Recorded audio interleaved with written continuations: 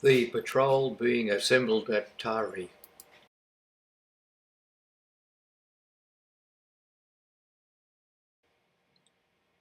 Jim Sinclair having a talk to one of his police. The carrier line being organised for the patrol.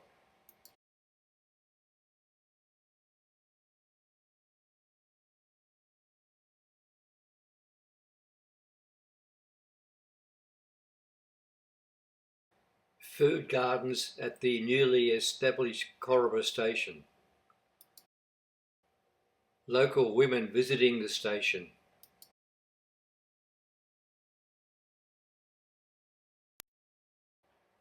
Food for sale at Coraba station. Living in tent accommodations whilst the station is being established.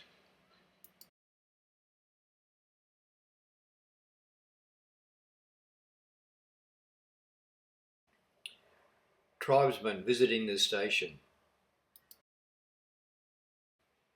A local tribesman seeking help at the station.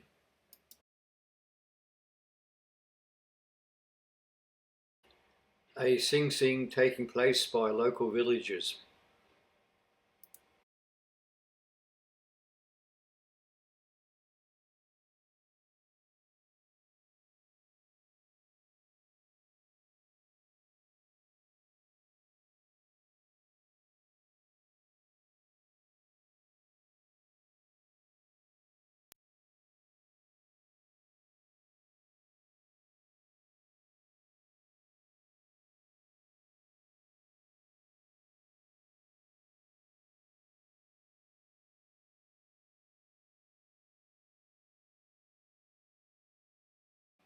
A Huri tribesman wearing an initiation wig.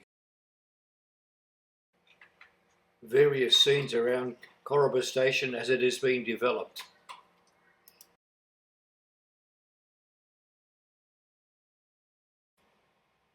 Local villagers visiting the station and bringing in food supplies.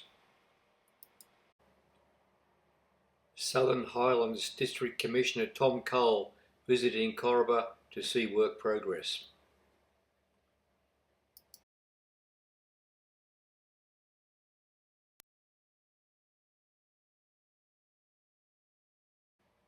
A medical orderly at his treatment station. Some of the members of the patrol at Coraba and some of the buildings which were to be used for accommodation and administration.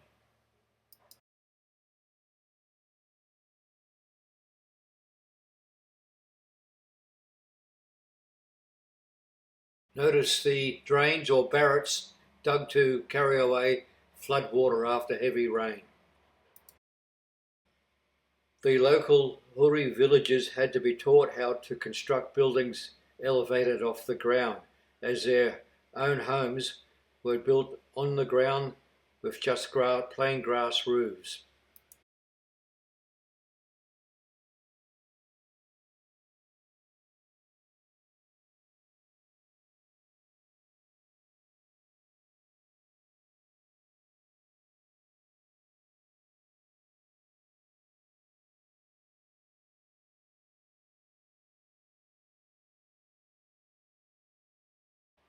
Local villagers were regular visitors to the station to see work progress.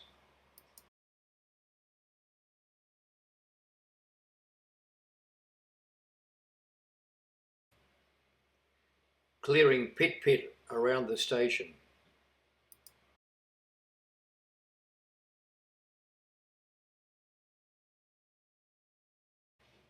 This work was being performed by members of the patrol.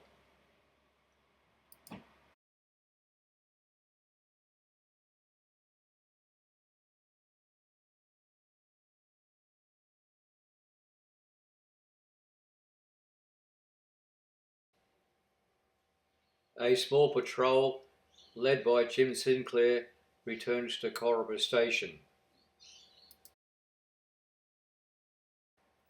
Whilst Coraba station was being established, Small patrols were mounted in the local area for further discovery and to source a possible airstrip site.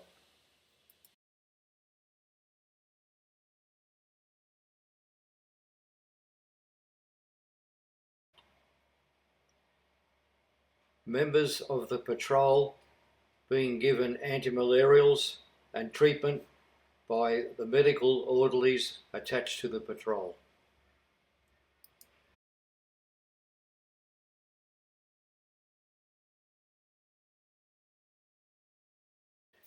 Those personnel attached to the patrol who were not police normally wore white lap-laps or shorts.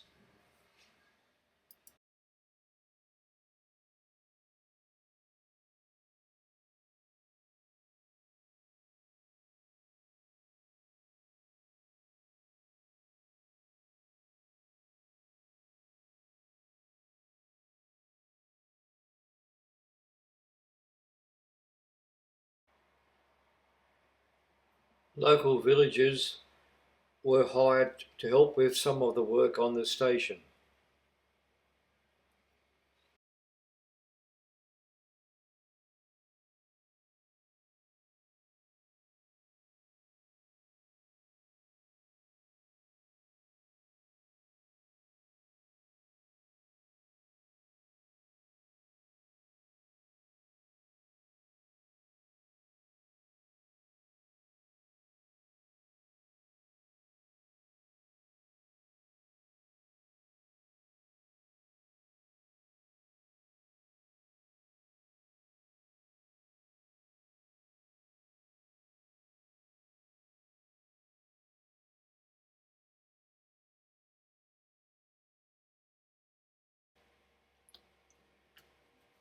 The Huri tribesmen used to have a wig adorned with flowers which they wore every day, not just on special ceremonial occasions.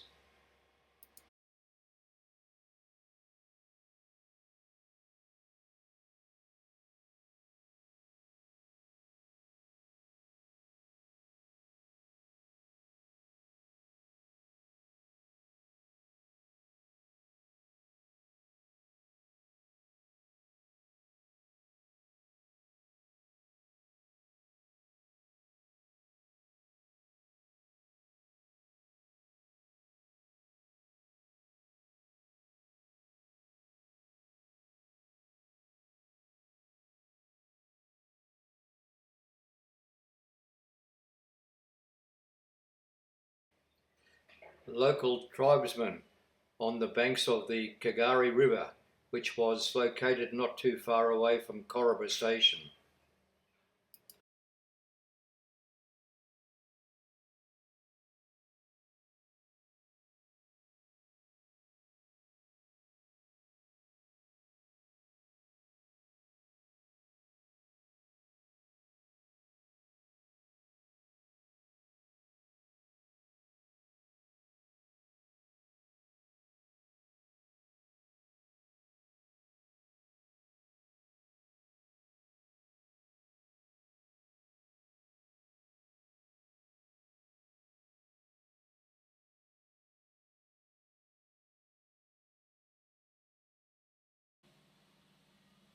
Local tribesmen cutting down logs to allow the patrol to ford the Kagari River.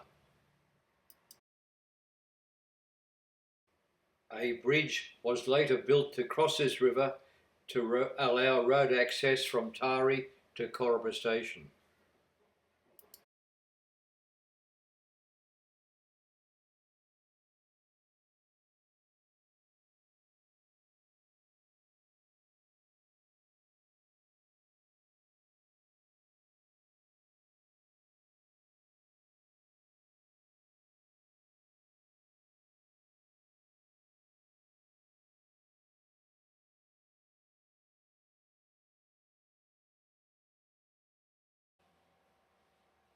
The tribesmen used their own knives and axes and other tools to cut down the logs.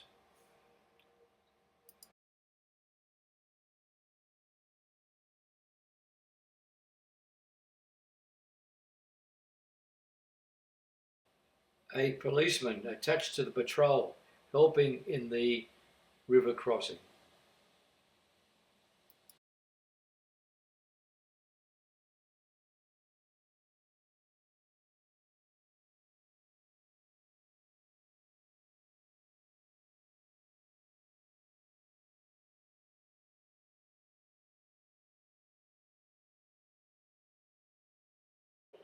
The large patrol leaving Koroba station for the Lavani Valley.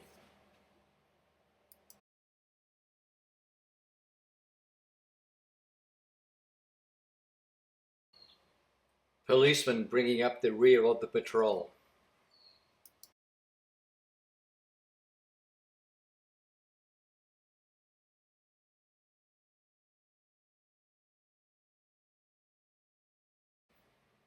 Jim Sinclair leading the patrol in some swampy areas in the region of the Lavani Valley.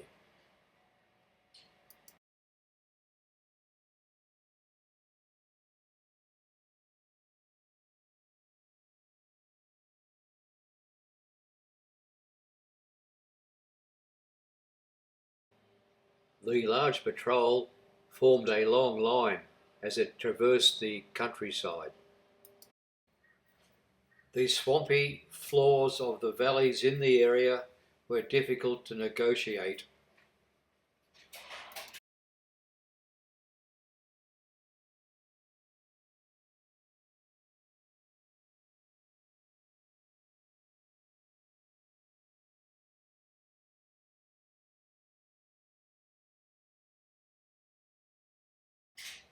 The carriers had a hard time negotiating some of the temporary bridges which were built to cross some of the creeks in the area.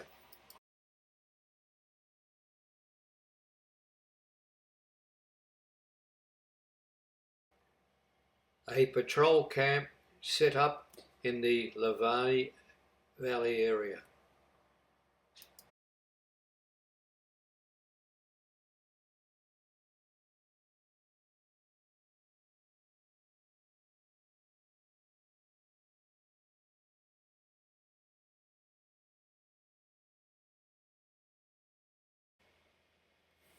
The elevation of these valleys was about 6,000 feet.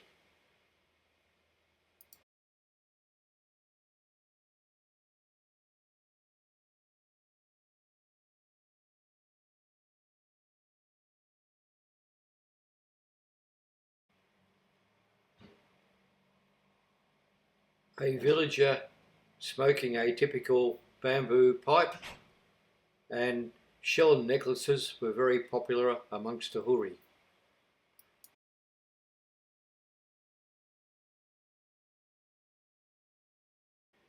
When first contact with a village was made, only the men would appear. After the initial contact, women and children would start to accompany the men to visit the patrol.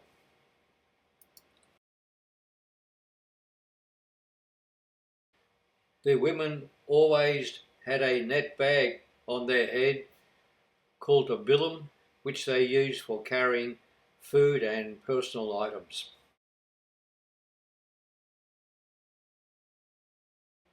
When reports of the discovery of the Lavani Valley were first received by the media, it was dubbed Shangri-La because of the scenery and the fact that the men wore the wigs and flowers in their head. But in actual fact, it was not a very hospitable place, being 6,000 feet high, very swampy, and could be very cold at night time.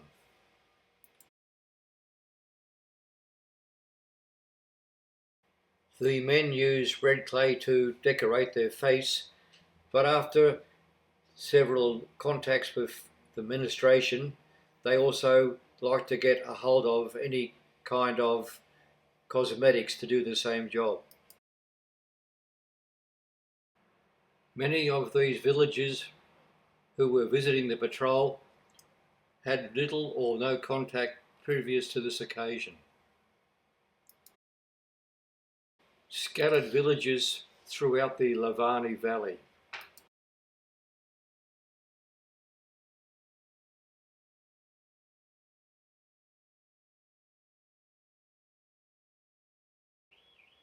Establishing the patrol camp in the Lavani Valley.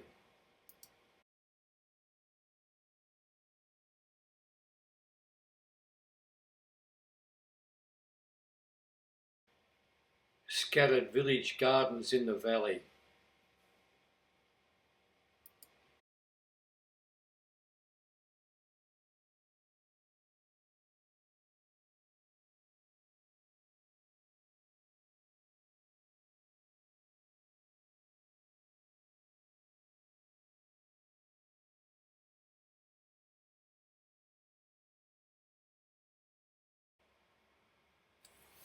A patrol camp with a member of the police force on duty.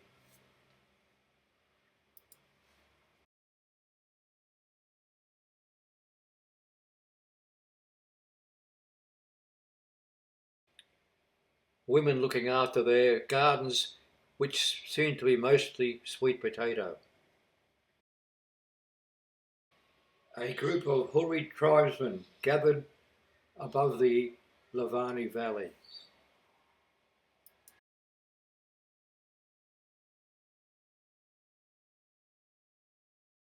The limestone cliffs surrounding the valley rose up to about 9,000 feet.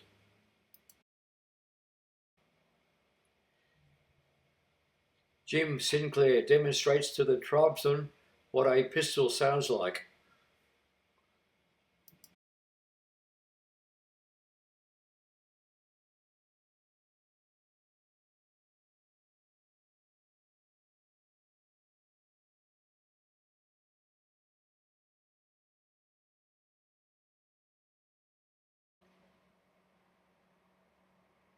A policeman wearing the uniform current in that time of a lap, dark colour with coloured trim around the edges.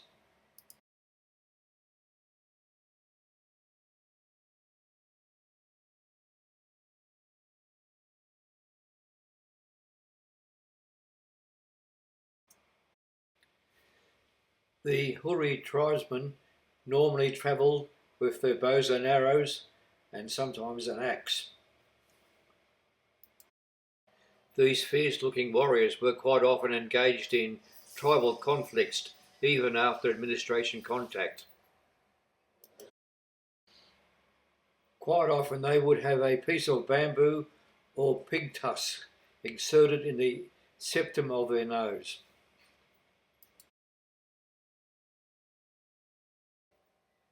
Note how fit these warriors look. One reason being is they had no contact or access to Western foods.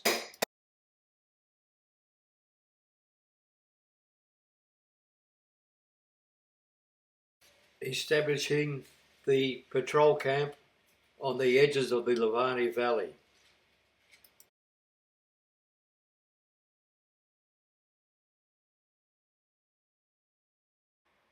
A medical orderly station was set up and tribesmen with various medical complaints would come in for treatment.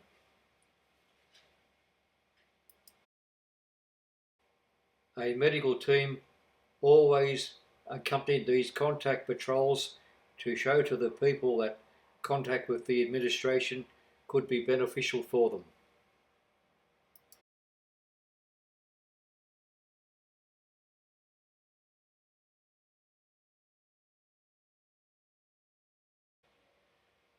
These women are suffering from leprosy.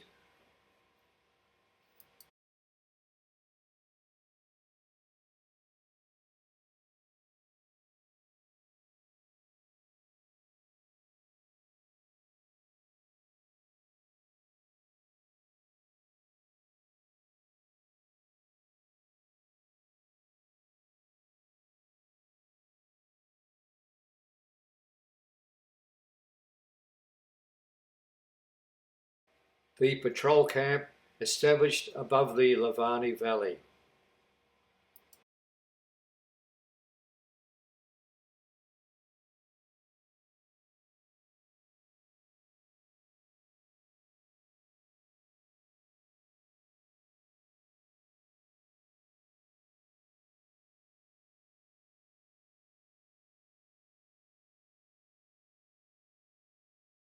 There were some small lakes in the bottom of the Lavani Valley. One of the problems the patrol faced was finding interpreters to go into the uncontacted areas of the Southern Highlands, as the regular interpreters were afraid to enter such territory.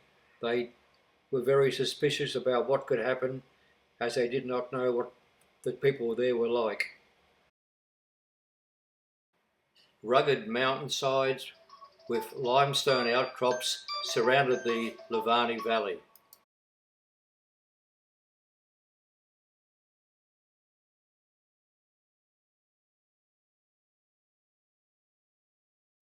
Fires were lit in the valley to produce a lot of smoke to guide aircraft in so that the patrol could be supplied by airdrops, as there was not sufficient food coming from the local villages to sustain the patrol.